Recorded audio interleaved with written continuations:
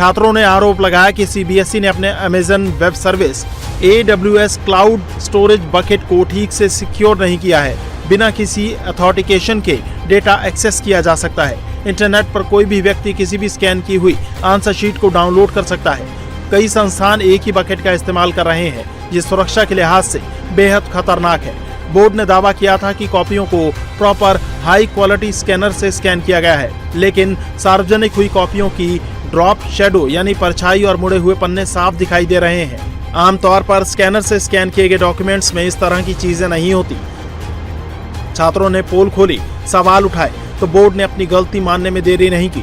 CBSE ने बयान जारी करके कहा कि हम अपने service provider on mark portal में मौजूद उन कर्मचारियों पर करीब से नजर रख रहे हैं जिनके बारे में पब्लिक डोमेन में बताया जा रहा है। पिछले कुछ दिनों से सरकार के अलग अलग विभागों और IIT से साइबर सिक्योरिटी प्रोफेशनल्स की एक एक्सपर्ट टीम इन सिस्टम्स को मजबूत बनाने के लिए लगाई गई है। इनमें इन सिस्टम को ज्यादा सेफ सेटअप पर ले जाना शामिल है। जिन कमजोरियों की पहचान की गई है उन्हें ठीक कर दिया गया है और दूसरी ऐसी कमजोरियों की भी जांच की जा रही है जिसका गलत इस्तेमाल हो सकता है।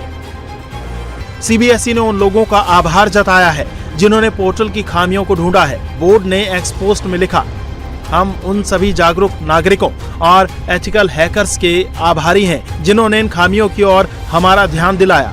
हमने उनमें से कुछ से सीधे संपर्क भी किया है।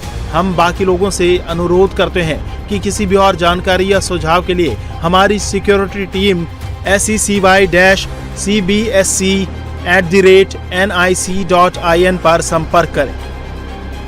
दरअसल इस साल सीबीएसई ने कॉपी जांच के लिए पहली बार ऑन स्क्रीन मार्किंग यानी OSM सिस्टम लागू किया था, जिसके जरिए बच्चों की कॉपी कंप्यूटर स्क्रीन पर चेक की गई, आंसर शीट स्कैन करके अपलोड की गई। इसके लिए सीबीएसई ने विशेष पोर्टल बनाया जिस पर अपलोड की हुई आंसर शीट चेक हुई।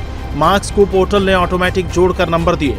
18 लाख से ज्यादा बच्चों की 98 लाख कॉपी चेक हुई और सभी आंसर शीट मिलाकर 40 करोड़ कॉपी थी। लेकिन जब रिजल्ट आया तो लाखों छात्र अपने नंबर देखकर हैरान थे और जब कई छात्रों ने कॉपी मंगवाई तो दिखा कि सही आंसर शीट की कम मार्किंग की गई है।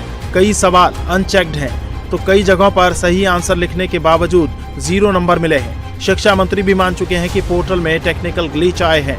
पेमेंट गेटवे भी हैक हुआ था, इसलिए स्टूडेंट्स को परेशानी हुई। साथ ही शिक्षा मंत्री ने यह भी कहा कि स्टूडेंट्स के हर सवाल का जवाब दिया जाएगा। पिछले दिनों में भी लगभग 1.5-2 लाख बच्चे आते थे पूछने के लिए मेरे को रीवैल्यूएशन करना है, रीअसेस करना है। इस बार इसकी संख्या आ गई 4 लाख।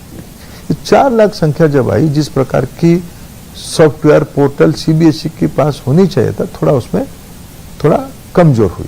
इसके कारण थोड़ा वो सिस्टम क्रैश हुआ, ग्लिच हुई।